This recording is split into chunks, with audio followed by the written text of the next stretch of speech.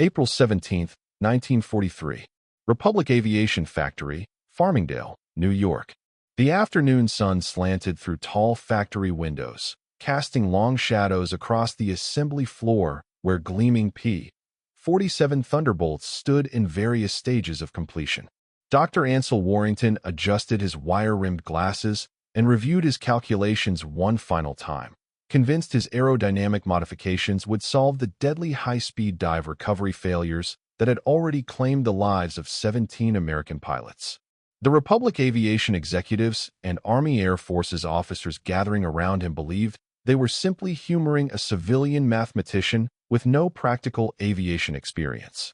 None of them suspected that within 6 months, his unorthodox solution would transform the P-47 from a problematic fighter into one of the most formidable aircraft in the European theater.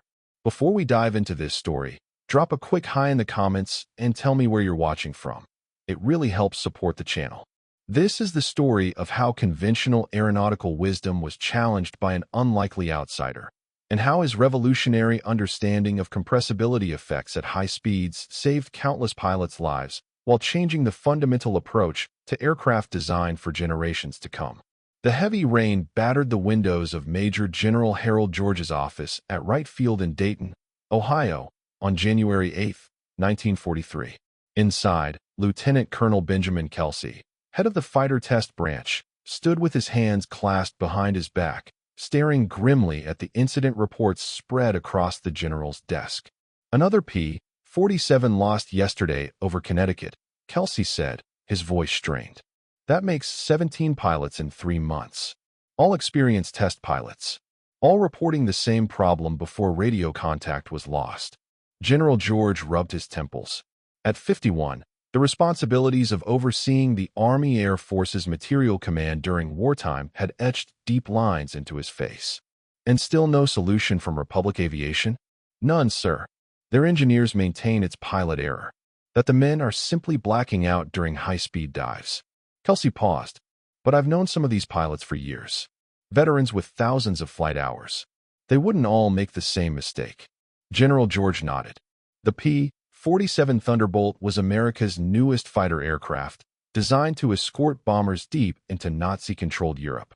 Weighing 13,500 pounds, fully loaded and powered by a massive 2,000 horsepower Pratt & Whitney R-2800 double Wasp engine, it was the largest and heaviest single-engine fighter ever built. The Army Air Forces had already ordered 10,000 units at a cost of $85,000 each, a staggering investment of $850 million. "The pilots all report the same thing," Kelsey continued. "They enter a steep dive, accelerating past 480 miles per hour, and then the controls freeze. Complete lockup. They can't pull out, can't level off. The stick might as well be set in concrete." In Republic's position, they maintain that it's impossible, that the control surfaces are mechanically sound, and the pilots must be applying insufficient force to the controls during high-G maneuvers. George stood and walked to the window. "We've got thousands of these planes either built or in production. If we can't solve this, we're looking at a catastrophe, both in terms of pilots' lives and our air campaign over Europe." "There's one more thing, sir," Kelsey said. "I received an unsolicited letter last week from a civilian mathematician at Columbia University, fellow named Ansel Warrington. He claims to understand what's happening and has a potential solution." General George turned, eyebrow raised. "A mathematician? Not an aeronautical engineer?" "Correct, sir. He specializes in fluid dynamics. Says he's been studying our technical bulletins on aircraft performance.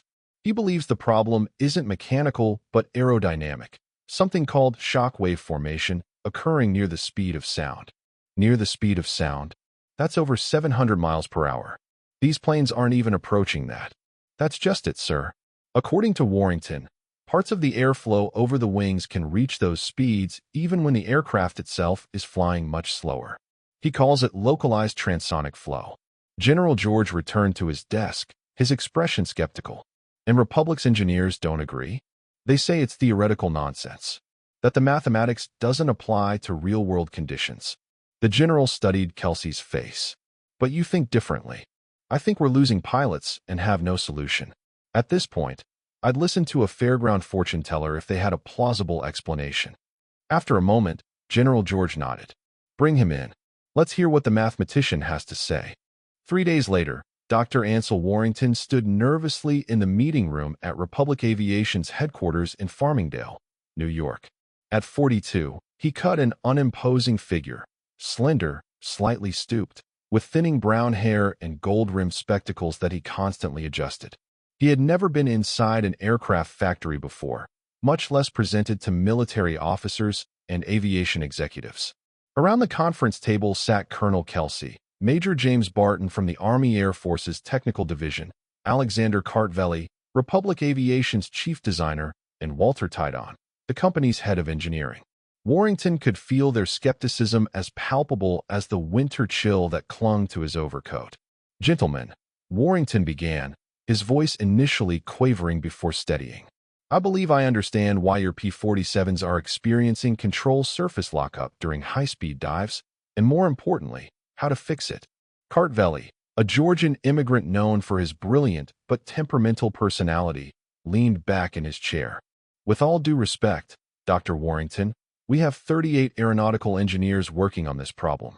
What makes you think you've solved something they cannot?" "Because they're approaching it from the wrong direction," Warrington replied, gaining confidence.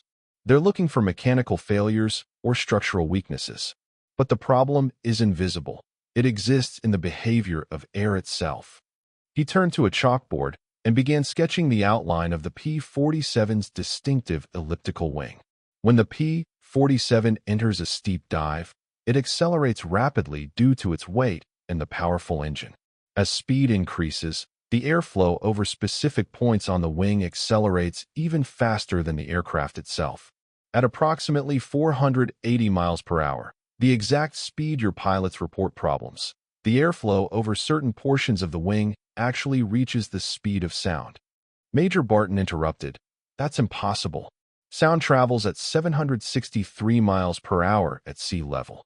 For the aircraft as a whole, yes. But the curvature of the wing creates localized acceleration of the airflow," Warrington explained. "When this happens, shock waves form on the upper surface of the wing. These shock waves disrupt the normal airflow and cause two critical problems. They shift the center of pressure rearward, which forces the nose downward, and they create a boundary layer separation that renders the elevators ineffective." He paused, noting the slight change in the engineer's expressions from dismissal to cautious interest. "In essence, the pilot pulls back on the stick, but the aerodynamic forces created by these shock waves override the mechanical input. It's not that the controls are physically jammed. It's that the aerodynamic forces have changed fundamentally at these speeds." Colonel Kelsey leaned forward.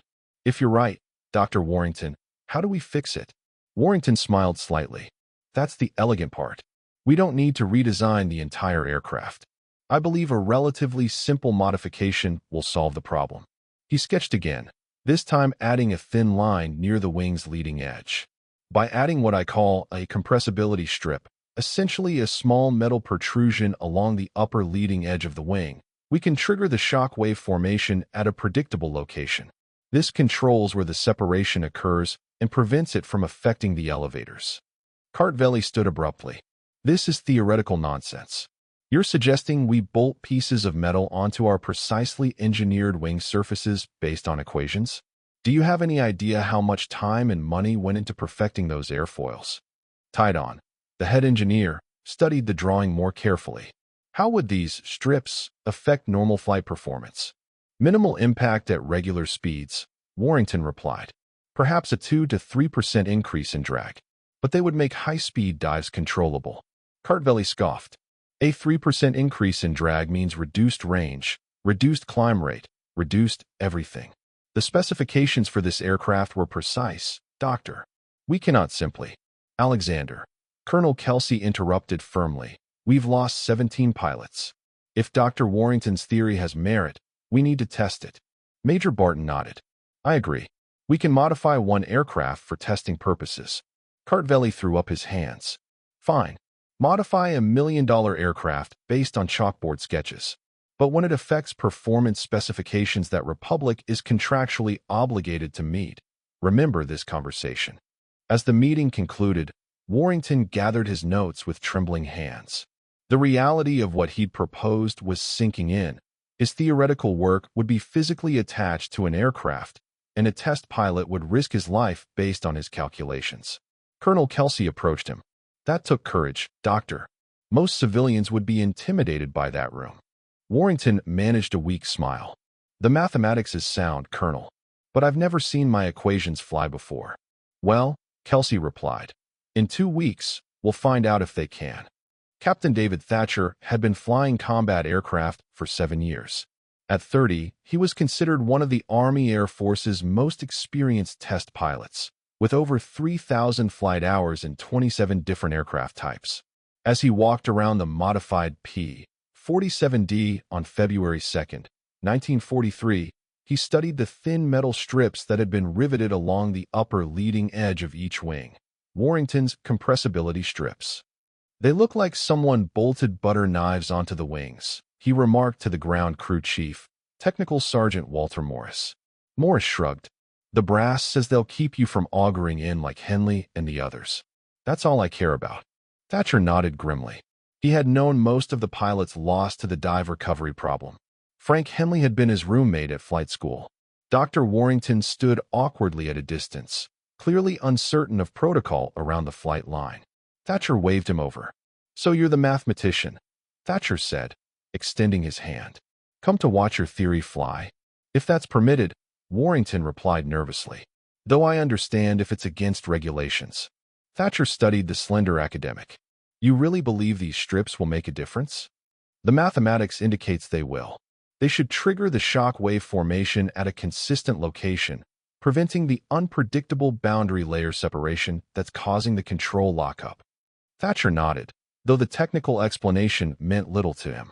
What mattered was whether he could pull out of a dive past 480 miles per hour. Well, Doctor, I'll give your strips a proper test. Just had breakfast with my wife, so I'm particularly motivated to come back in one piece. Warrington blanched slightly. I've triple-checked the calculations, Captain. But mathematics isn't the same as strapping yourself into a cockpit, Thatcher finished for him. I understand. That's why I do this job and not yours. 90 minutes later, Thatcher's P-47 thundered down the runway at Republic Field and climbed into the crisp winter sky. Colonel Kelsey and Dr. Warrington stood with the flight test team in the control tower, listening to the radio communications. Test leader, this is Thunderbolt 1, passing through 15,000 feet, continuing climb to test altitude. Thatcher's voice crackled over the radio. Kelsey keyed the microphone. Thunderbolt 1, test leader. Acknowledged.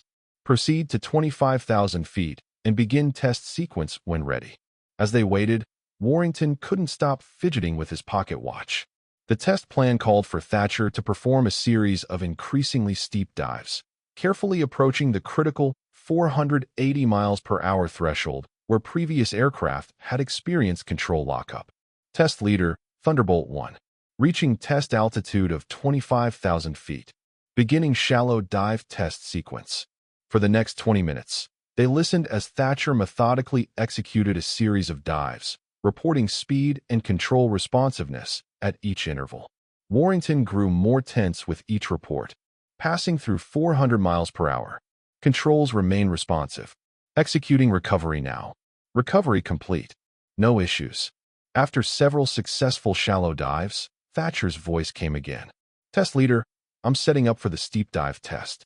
We'll accelerate past 480. Kelsey glanced at Warrington, whose knuckles had gone white as he gripped the edge of the control desk. Thunderbolt 1, proceed with caution. Roger that. Beginning dive now. The radio fell silent except for Thatcher's periodic updates. Passing through 25,000 feet. 22,000. Speed building rapidly. 400 miles per hour. 450. Warrington held his breath. Passing 480 miles per hour. 490. 500. Control pressure increasing but remaining responsive. Attempting recovery now. The seconds stretched like hours. Recovery successful. I say again, recovery successful. The aircraft responded throughout the maneuver. Those strips of yours work, Doc. A spontaneous cheer erupted in the control tower. Kelsey clapped Warrington firmly on the shoulder. Outstanding work, Doctor. But Warrington remained cautious. We need more tests. Different angles of attack, various loadouts. One successful dive doesn't validate the theory completely. Kelsey nodded. Agreed. But it's a very promising start. Over the next week, Thatcher and 2 other test pilots put the modified P-47 through an exhaustive series of tests. Each dive confirmed Warrington's theory. The compressibility strips allowed the aircraft to dive at speeds exceeding 525 miles per hour while maintaining control authority, a significant improvement over the previous limit of approximately 480 miles per hour. On February 12th, a final review meeting was held at Republic Aviation. This time, the atmosphere was markedly different. Alexander Kartveli, initially the most skeptical, now sat attentively as Warrington explained the test results. The data confirms that the compressibility strips create a predictable shockwave pattern, Warrington explained, pointing to a series of charts. This prevents the boundary layer separation from propagating rearward and affecting the elevators. Essentially, we're controlling where the aerodynamic breakdown occurs. Captain Thatcher, invited to provide the pilot's perspective, added, "The difference is dramatic. Without the strips, the control stick would suddenly become immovable past 480. With them, there's increased resistance, but you maintain control authority throughout the dive." Colonel Kelsey turned to Kartveli. The performance impact? Kartveli, in a remarkable shift from his earlier position, nodded. Less than we feared. A 2.7% increase in drag at cruise speeds. Negligible effect on climb rate. Given the trade-off, being able to dive aggressively without losing control, it's acceptable. Then I believe we have our solution, Kelsey concluded. Dr. Warrington, the Army Air Forces would like to implement your design on all P-47s currently in production and retrofit those already in service. Warrington blinked in surprise. All of them? There must be thousands. 10,769 units on order, Kartveli confirmed. It will be a significant undertaking, but compared to the alternative, continuing to lose aircraft and pilots, there's no question which path we'll take. As the meeting concluded, Kartveli approached Warrington. "I owe you an apology, Doctor. I was dismissive of your theory." Warrington shook his head. "No apology necessary. Skepticism is essential to good engineering. I would have questioned an outsider's ideas too." Kartveli smiled slightly. "Perhaps, but there's a difference between healthy skepticism and professional arrogance. I was guilty of the latter." He extended his hand. "Republic Aviation would be interested in consulting with you on future projects, if you're amenable." Meanwhile, Captain Thatcher was speaking with Colonel Kelsey. "Those strips make a world of difference, sir. Our pilots will be able to dive through enemy formations and pull out safely. It changes our tactical options completely." Kelsey nodded. "How quickly can we get the modification information to our units in England?" "Technical bulletins can go out immediately. Implementation teams will take longer, but we should have the first operational squadron modified within 2 weeks." What none of them realized that day was just how significant Warrington's innovation would prove to be in the air war over Europe. By April 1943, the first squadron of modified P-47s arrived at Boxted Airfield in Essex, England, assigned to the 56th Fighter Group under the command of Colonel Hubert Zemke. Among the pilots was Captain Walter Waddy Weaver, who had been flying escort missions for B-17 bombers targeting German industrial facilities. On April 17th, exactly 3 months after Warrington's initial presentation, Weaver's squadron was escorting bombers on a raid against the Focke-Wulf aircraft factory in Bremen when they encountered a large formation of Luftwaffe fighters, 38 Messerschmitt Bf 109s from Jagerschwader 26, led by Major Wilhelm Balthasar, one of Germany's most decorated fighter aces. Bandits, 12 o'clock high. Weaver called over the radio as he spotted the German fighters diving toward the bomber formation. "Blue flight, engage. Don't let them reach the bombers." The P-47s broke formation and climbed to intercept. The Messerschmitts, seeing the American fighters rising to meet them, split into smaller groups. For Bf 109s peeled away, diving steeply to gain speed before pulling up into the bombers from below, a standard Luftwaffe tactic that had proven effective against earlier American fighters that couldn't dive fast enough to pursue. Weaver made a split-second decision. Blue 3 and 4, stay with the bombers. Blue 2, follow me. We're going after those divers.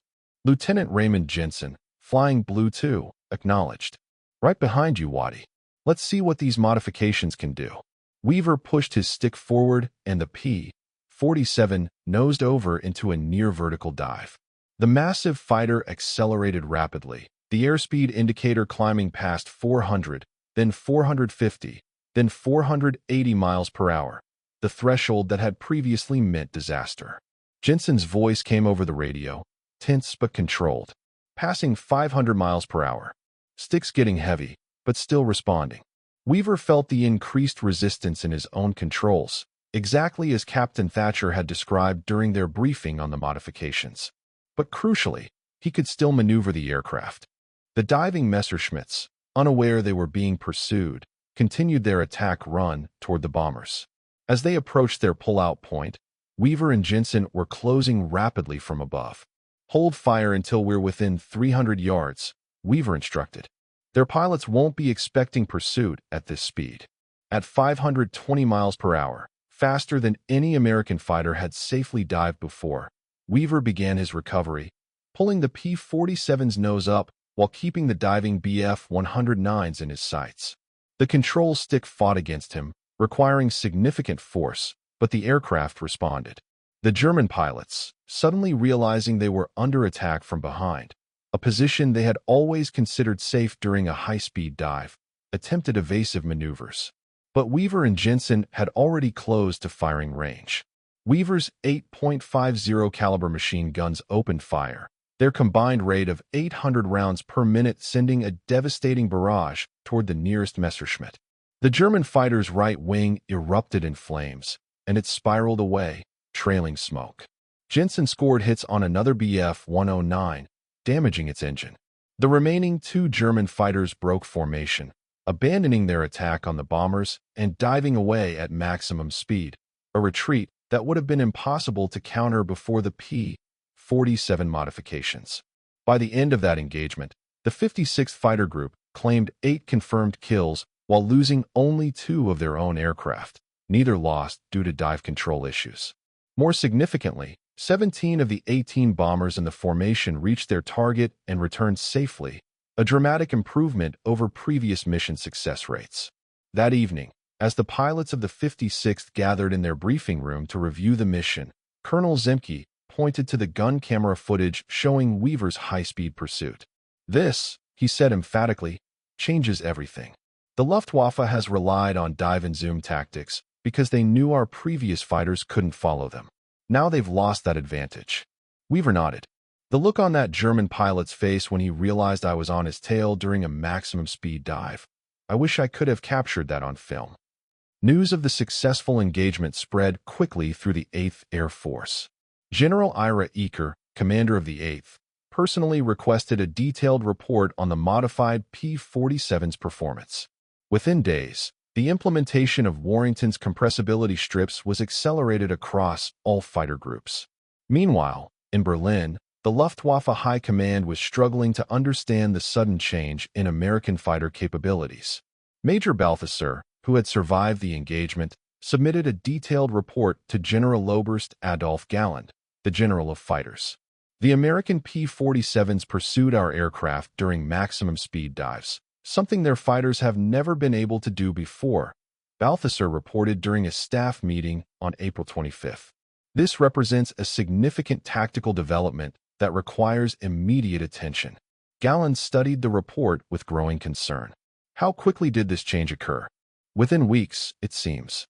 In March, their fighters would break off pursuit when we entered steep dives. By mid-April, they were following us all the way down and maintaining control at speeds where they previously could not. Galland turned to Dr. Voldemar Voigt, a technical advisor for Messerschmitt. Is this a new aircraft variant? No, Herr General. Based on the recognition features, these are standard P-47D models. They must have implemented some modification to overcome their compressibility problems. How long will it take us to develop a countermeasure? Voigt hesitated. The Bf-109 is already operating at the limits of its design. Without knowing exactly what modification the Americans have made, developing our own solution could take months. Gallen's expression darkened. Months we don't have. The bombing campaign is intensifying weekly. By June 1943, all 10 P-47 fighter groups operating in the European theater had received the modification, comprising over 600 aircraft. The impact on bomber escort effectiveness was immediate and dramatic. Bomber loss rates decreased from 9.8% per mission to 6.3%, a reduction that saved hundreds of aircraft and thousands of aircrew lives. Back in the United States, Dr. Warrington had returned to his position at Columbia University, where he continued his research into high-speed aerodynamics. He had declined offers to join the National Advisory Committee for Aeronautics, NACA, or take a permanent position with Republic Aviation, preferring to remain in academia. On July 12, 1943, he received a visitor in his modest office. Colonel Benjamin Kelsey, now promoted to Brigadier General, arrived unannounced. Dr. Warrington. Kelsey greeted him warmly. I hope I'm not interrupting your research. Warrington hurriedly cleared stacks of papers from the single guest chair. Not at all, General. This is a pleasant surprise. Kelsey sat down, placing a small wooden box on Warrington's desk. I wanted to personally deliver this, and to update you on the impact of your work. He opened the box, revealing a Distinguished Civilian Service Medal, the highest award given by the War Department to a civilian. The citation reads, "For exceptional scientific contribution to the war effort, resulting in the preservation of American lives and material, and significantly advancing the Allied air campaign in Europe." Warrington stared at the medal, momentarily speechless. I don't know what to say, General. I was simply applying mathematical principles. Your simple application has saved at least 80 bombers and their crews in the last 3 months alone, Kelsey replied. Based on mission data from the European theater, we estimate your modification has prevented the loss of approximately 800 American airmen. He handed Warrington a folder containing mission reports and statistics. The tactical implications have been equally significant. The Luftwaffe's favorite defense, the steep dive away from pursuit, is no longer effective. Their fighter loss rates have increased by 22% since we implemented your modification. Warrington leafed through the reports, stunned by the real-world impact of his theoretical work. I never imagined. There's more, Kelsey continued. Your work on compressibility has led to a fundamental shift in our approach to aircraft design. NACA has established a new research division focused exclusively on transonic aerodynamics, based largely on your papers.